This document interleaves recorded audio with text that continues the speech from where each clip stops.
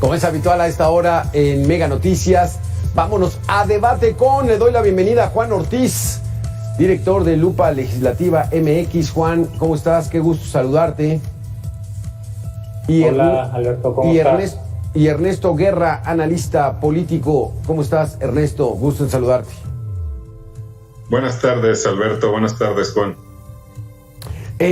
Juan Ortiz, ya tuvimos el reporte de Jorge Chaparro.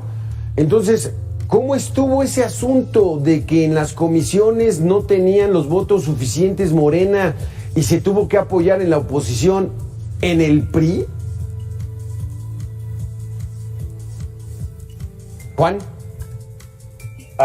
Mira, lo que acaba de ocurrir fue realmente lamentable porque realmente una gandalle lo que acaba de pasar, porque metieron a dos senadores, uno de Morena y uno del PT, a estas comisiones unidas para aprobar la extensión de comisos, y ya lo comentabas, hace unos momentos estaban justamente recibiendo a los trabajadores del Poder Judicial, y luego vemos que firma un documento para aprobar esta incorporación de estos senadores en esas comisiones, y luego dice que lo firmó de buena fe y que no sabía el contenido de los documentos. Lamentablemente, aquí el senador Manuel Añorbe pues ya tiene antecedentes bastante cuestionables. Votó a favor de la militarización, por ejemplo. Entonces, es muy difícil creer ese argumento. Y bueno, ya lo que acaba de ocurrir, pues que va a pasar a pleno y posiblemente hoy se discuta en el pleno la extinción de los 13 fideicomisos, que, como ya lo hemos platicado en algunas ocasiones pasadas, tiene que ver más con el choque que hay entre el Poder Judicial y el Poder Ejecutivo, porque el presidente pues no está contento con Norma Piña y con los ministros porque echaron para atrás decisiones como la reforma electoral del Plan B, la transferencia de las Fuerzas Armadas a la Sedena, echaron abajo un acuerdo para no transparentar las obras públicas bajo el concepto de seguridad nacional. Entonces, aquí estamos viendo una nueva etapa de conflicto, Alberto. Hay que detenernos en este punto, Juan, Ernesto, porque puede ser un parteaguas para lo que se llama Frente Amplio por México. Eso de que lo chamaquearon a Manuel Añorbe se ve como muy difícil. Si no autoriza el PRI a esos dos diputados, uno de Morena y uno del PT, estuviera en comisiones atorada el dictamen de la eliminación de los 13 fideicomisos del Poder Judicial, Ernesto. Sí, sin duda, Alberto. La verdad es que estamos viendo nuevamente un tema de la falta de expertise y de agandalle por parte del oficialismo. Pero ¿sabes qué, Alberto? Esto va a ayudar al final porque mientras más violaciones al procedimiento legislativo haya, más fácil la Suprema Corte de Justicia resolverá este asunto. Hay que recordar, porque eso es otro debate, Alberto, que decían que no puede ser la Suprema Corte de Justicia juez y parte en una cuestión así. No hay nada que impida que la revisión ante una modificación de una ley, que la Suprema no se pueda expresar al respecto. Es decir, si los partidos del bloque opositor presentan acciones de inconstitucionalidad u otro poder presenta una controversia, pues evidentemente esto se va a resolver en la Suprema Corte de Justicia. Y mientras haya más violaciones como esta, porque sin duda tienen que ver con el cuidado de lo que la Suprema Corte les ha dicho a Morena y a sus aliados una y otra vez, no debes, porque tengas mayoría, aplastar a las minorías de esa manera, salvando todo y evitando todo lo que dice el reglamento. Y hoy, justamente lo que están haciendo es esto. Hoy en el Senado lo que vimos fue un tema, bien lo decía Juan, de agandalle, pero me parece que es una agandalle que tiene, por supuesto, toda la alevosía y ventaja para que esto pasara.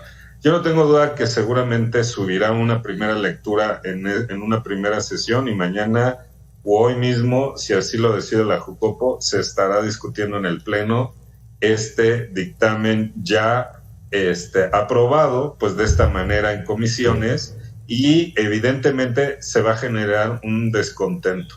Y otra vez es esta posibilidad política, si realmente entre PRI y Morena hay un primor ahí escondido y que hoy podemos seguir viéndolo en este tipo de cosas, ¿no? Me parece que más allá de la chicanada, como ya es una palabra de moda que en estos últimos días, ¿no?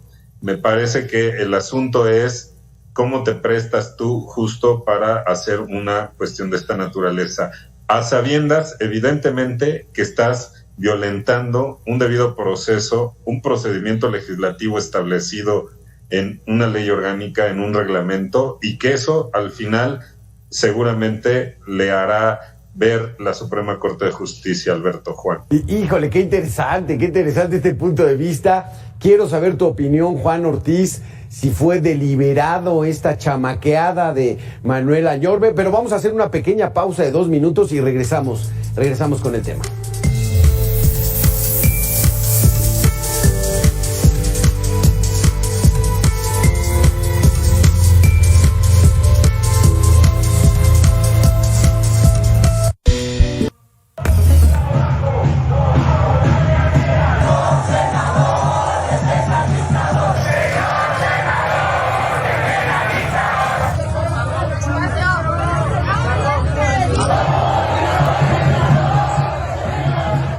Nuevamente volvemos a ver esas imágenes que se dieron hace unos momentos afuera del Senado de la República.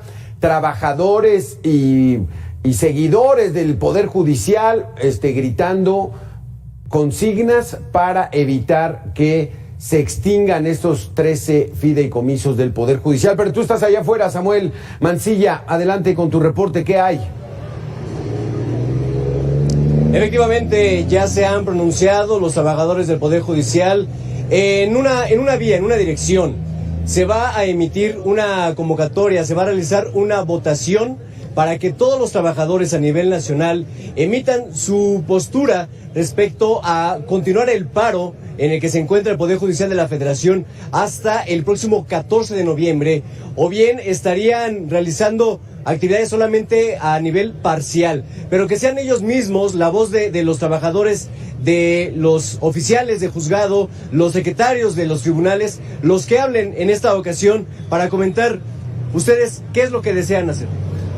Bueno, yo me llamo Luis Michel Cadena Orozco y originalmente trabajaba en el área de estadística, pero bueno, me despidieron. Entonces lo que yo quiero decir es que estoy aquí básicamente apoyando, porque esto va directamente a convertirse en Cuba y destruir lo poco mucho que a lo largo de muchos años, mucha sangre y muchos esfuerzos se ha logrado una democracia en la que tenemos muchas cosas como mexicanos, escuelas, hospitales, principalmente libertad, y eso se quiere terminar de un plumazo. Es muy delicado. Yo invito a todas las personas que de verdad entiendan que esto va a transformar al país de una manera muy brutal y muy salvaje, y nos va a convertir en un país que va a vivir de lágrimas, de tristezas, de pobrezas y de quizás en un momento dado hasta de guerras, porque yo quiero suponer que a Estados Unidos no le va a gustar esto. Es lo que quería decir, gracias. Muchas gracias. Y también, bueno, Alberto, hay más trabajadores que también ven afectados pues sus intereses o sus derechos laborales. Buenas tardes, ¿su nombre? Oralia de la Cruz. Estas determinaciones en el Poder Legislativo les afectan y van a seguir peleando ustedes. Desde luego que tienen un impacto en la clase trabajadora, y no solo en nosotros como trabajadores de la institución que es el Poder Judicial de la Federación, sino también tienen un eco en la sociedad, porque la administración de la justicia se ve mermada a través de esa atadura de manos por el recorte primero de los fideicomisos, y pues nos empiezan a mermar derechos que no son privilegios, son derechos adquiridos, y bueno, pues la sociedad de alguna forma lo resiente. Muy bien, muchas gracias. Bueno, pues son las voces de algunos de los trabajadores del Poder Judicial de la Federación que pues dicen ahora van a continuar la lucha, pero litigando, porque no se descarta la interposición del recurso de inconstitucionalidad a esta eliminación de los fideicomisos. Regreso contigo. Así es, Samuel. Muchísimas gracias por el reporte. Y lo importante es este anuncio de que el paro en el Poder Judicial podía alargarse hasta el 14 de noviembre. O sea, es lucha de fuerzas, Juan, y es poder contra poder. Y pues bueno, los trabajadores tienen ese derecho. Si no están de acuerdo, pues entonces paran actividades. ¿Qué va a pasar, Juan? Tu pronóstico. Bueno, primero, esa visión que tiene Ernesto Guerra de que Manuel Añorbe a lo mejor se quiso hacer el inocente, el ingenuo, el cándido, pero con toda intención para que esto vaya sentando los precedentes y la Suprema Corte pueda resolver más adelante. La verdad es que es muy difícil de creer porque ya tiene antecedentes. Votó a favor de la extensión de la presencia de las Fuerzas Armadas en labores de seguridad, una reforma constitucional. También se manifestó, incluso defendió a la ministra Yasmín Esquivel en este escándalo del plagio. Y también algo que hay que tomar en cuenta, que debo recordar, es que durante la ley de ingresos, cuando se aprobó la deuda de 2 billones de pesos, hubo una ausencia notable del coordinador Alito Moreno, pues no votó en contra de esa ley de ingresos donde se aprueba esta mega deuda. Entonces ya son muchas señales que alerta en tan poco tiempo, y por eso se me hace muy increíble que ocurran estos errores, porque la otra opción es creer que un coordinador parlamentario con todos los recursos que tiene te firma una hoja en blanco y no sabía que estaba firmando. O sea, es más fácil de creer. Entonces ahí la duda. ¿Y qué va a pasar? Entre hoy y mañana, ya lo había dicho Ernesto, se va a dar primera lectura y después se va a votar la extensión de fideicomisos, lo va a publicar el presidente. Y una vez que entre en vigor, pues ya va a tener, digamos, la puerta abierta a los trabajadores para presentar sus amparos, y también la oposición para presentar acciones de inconstitucionalidad. Aquí el problema es que yo considero que Morena quiere ese escenario en el que el asunto termina en el Poder Judicial, porque ellos tienen un discurso permanente de confrontación con ellos, y les va a caer muy bien el discurso que el Poder Judicial en la apariencia esté defendiéndose a sí mismo, cuando en realidad está defendiendo los derechos de los trabajadores, porque hay que decirlo, hay aportaciones privadas de los trabajadores en esos fideicomisos. En la discusión de esta mañana, el senador Germán Martínez enseñó un recibo de nómina de un trabajador del Poder Judicial y se ve cómo están las aportaciones a diversos fideicomisos para las pensiones complementarias, para el apoyo a gastos médicos. Entonces, como están por medio de los derechos adquiridos de ellos, es por eso que el Poder Judicial tiene que entrar a defenderlos sin tomar en cuenta las otras irregularidades del proceso legislativo, que ya lo habíamos visto, la incorporación de 2 senadores de último minuto. Entonces, ese tipo de cosas, ¿no? Pues pienso que quiere ese escenario Morena para seguir confrontándose con el Poder Judicial. Ernesto Guerra, entonces esta situación pudiera pasar hoy, pero esa narrativa también está calculada por parte del Poder Ejecutivo. Cuestionar que la Suprema Corte defienda a la Suprema Corte. Entonces es conflicto de intereses y ahí viene toda la perorata que hemos escuchado. Sí, mira, Alberto, afortunadamente en nuestro país desde hace muchos años existe la división de poderes, y eso hay que decirlo muy claro.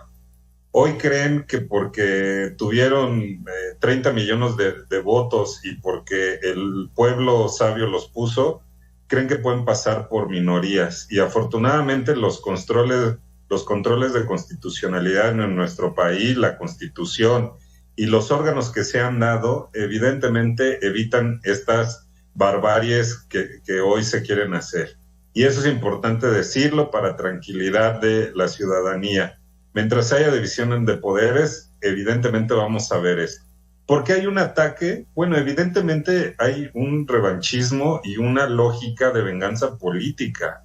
Primero fue contra la Suprema Corte de Justicia y luego se amplió a todo el Poder Judicial de la Federación, porque eso ya implican jueces, magistrados, todos los que otorgan en este país y brindan el tema de la justicia. Bueno, hoy justamente se les quiere atacar bajo una lógica bastante temeraria que ya hemos visto que no está comprobada, que ninguno de estos 13 fideicomisos tiene que ver con lo que ellos llaman la burocracia dorada, con este rollo de excesos y una serie de cuestiones que falsamente han dicho para justificar, porque es importante decirlo, Alberto, Juan, cuando se aprueba en la Cámara de Diputados, que es la Cámara de origen de esta minuta y de este dictamen, a raíz justo de una iniciativa de Ignacio Mier, se buscó todas las maneras de hacer que esto prosperara, y recordemos que la única manera que han hecho es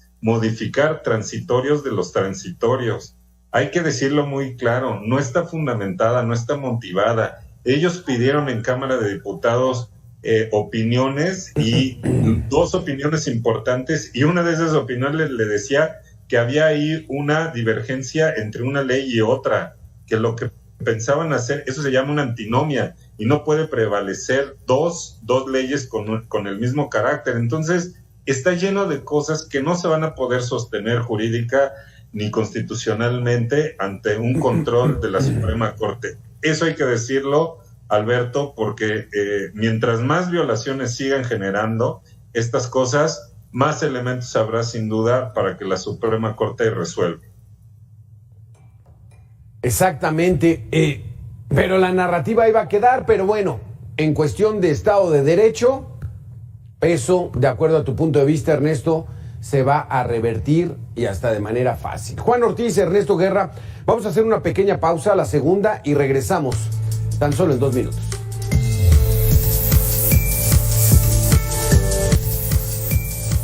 ¿Es posible llegar a un acuerdo en el Senado donde se eliminen algunos subsidios del Poder Judicial y no lo que tiene que ver con derechos de los trabajadores de este poder de la Unión? Así lo señala Germán Martínez, senador del Grupo Plural, en entrevista con Mega Noticias. La propuesta sensata, la propuesta tranquila es los fideicomisos que tienen que ver con obra, con edificios, con labor que no es judicial, extingámoslos, que se los gasten hasta el final y que mueran esos fideicomisos.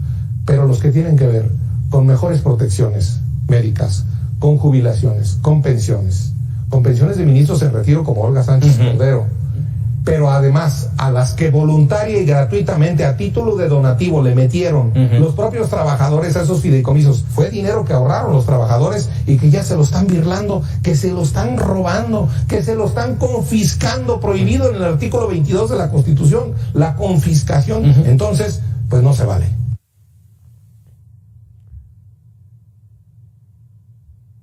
Juan, ya lo hemos platicado, esto más que dinero es una revancha política, porque 15,000 millones de pesos suenan mucho, Juan, es mucho dinero. O sea, si a uno le dice ahorita, oye, 15,000 millones de pesos es un mundanal, pero ¿qué pasa, Juan, si comparamos esos 15,000 con los 500,000 que está costando el Tren Maya? O con los, acaba de dar a conocer un diario de circulación nacional, que ya van en casi 18,000 millones, pero de dólares, la refinería Dos Bocas, y todavía no refina un solo barril de gasolina. Entonces, es una situación poco creíble, ¿no? Que sea el dinero, que sea esta burocracia dorada, pero esa narrativa la están imponiendo, Juan. Sí, así es. Sobre todo son los 15,000 millones que saquearon en Segalmex, que entregaban productos a personas con carencias alimentarias. También en esta semana la Cámara de Diputados aprobó un endeudamiento máximo de 1.9 billones de pesos interno y una deuda externa de 18,000 millones de dólares, igualito que la refinería, más de 330,000 millones de pesos. Dinero no es la molestia de que les eche para atrás estas reformas mal hechas. Ya lo habíamos dicho, el plan B, lo de la Guardia Nacional, lo del INAI. O sea, el INAI sigue operando y exhibiendo corrupción del gobierno federal gracias a que la Suprema Corte permitió que siguieran sesionando. Entonces, actualmente es una revancha, porque dinero no hace falta, Yo me acuerdo muy bien que en 2022 los subejercicios de salud rondan por ahí de más de 24,000, 25,000 millones de pesos solamente en la Secretaría de Salud, sin tomar en cuenta otros rubros. Entonces, dinero hay, y sobre todo va a haber en 2024 con este endeudamiento. Aquí la preocupación pues va a ser que va a seguir los ataques contra el Poder Judicial. Estamos perdiendo de vista algo muy importante. Ayer lamentablemente ocurrieron creo que 3 masacres, uno en Puebla, otro en Guerrero y se me olvidó otro estado. Y tenemos un problema de impunidad y violencia que no termina de menguar, y estamos perdiendo la oportunidad de abordarlo, y nos estamos peleando con un pilar que nos pueda ayudar en ese aspecto.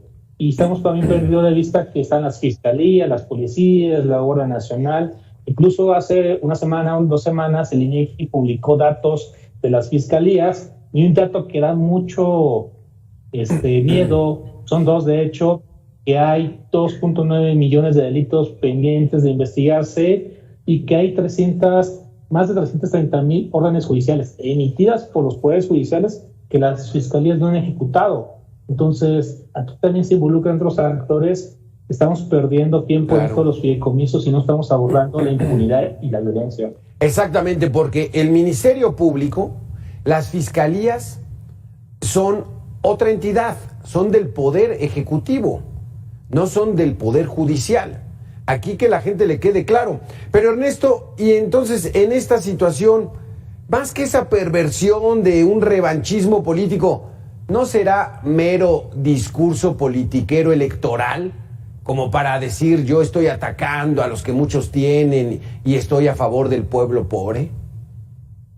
Sí, sin duda, Alberto. Esto forma parte de el timing político que tiene Andrés Manuel López Obrador, porque seguramente el discurso será, ven cómo sigue habiendo privilegios de la clase dorada, ven cómo no quieren que el pueblo tenga acceso a estos recursos de esta burocracia dorada, ven cómo si es necesario reformar al Poder Judicial y a la Suprema Corte, ven cómo si es necesario elegir, que el pueblo elija a las ministras y a los ministros en un voto directo y que vayan a las urnas. Esa va a ser la narrativa, por supuesto, ante esta situación que hoy nos damos cuenta que no tiene nada que ver con la afectación directa con ministras y ministros, sino más bien con una lógica de poder tener recursos para destinarlo a otros fines, como bien ya dijo Juan.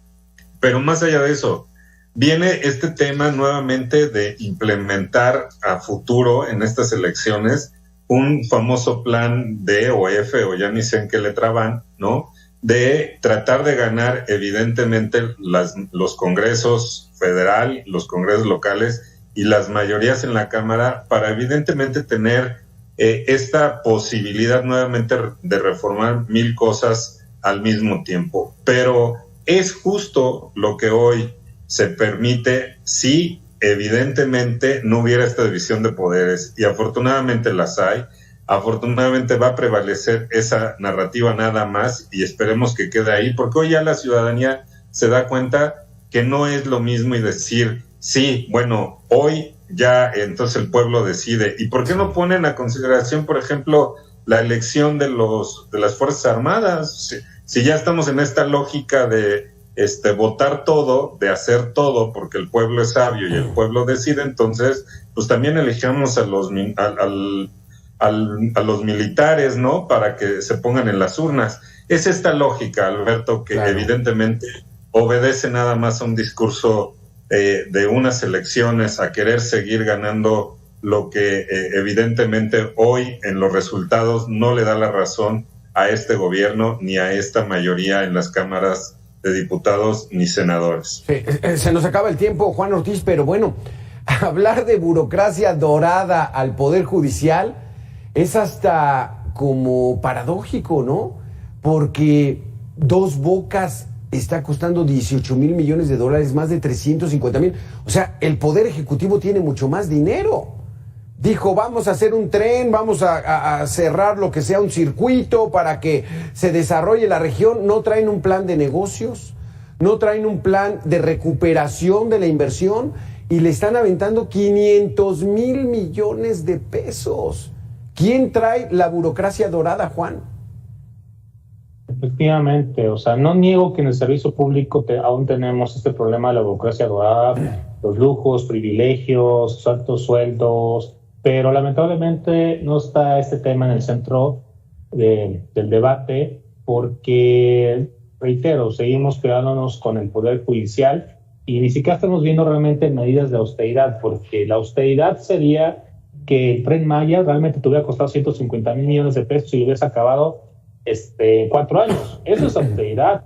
La austeridad es que la refinería de Dos Bocas te haya costado 8,000 millones de dólares y ya esté refinando ahorita. Eso es la austeridad, cumplir tus metas con el menor uso de recursos posibles. Pero aquí estamos viendo que pidan dinero, en Pemex también, en la CFE, que pasó de ser una empresa estatal con ganancias, ahora la tenemos con pérdidas, y perdemos muchísimo dinero en esos proyectos que están mal planeados, mal llevados a cabo, que están en su derecho de implementar, pero eso no los exime de cumplir con lo mínimo indispensable de la ley de obras públicas. O sea, tiene que haber un proyecto, tiene que haber un calendario, tiene que haber revisiones, se tienen que respetar los derechos, la conservación del ambiente y terminarse en tiempo y forma. Criticaba el presidente que nos costó 3 veces el Tren México-Toluca. Oye, el Tren Maya cuesta 3 veces más y está muchísimo más caro y estamos repitiendo los vicios del pasado, pero lamentablemente ni la austeridad ni la justicia son el centro de este debate.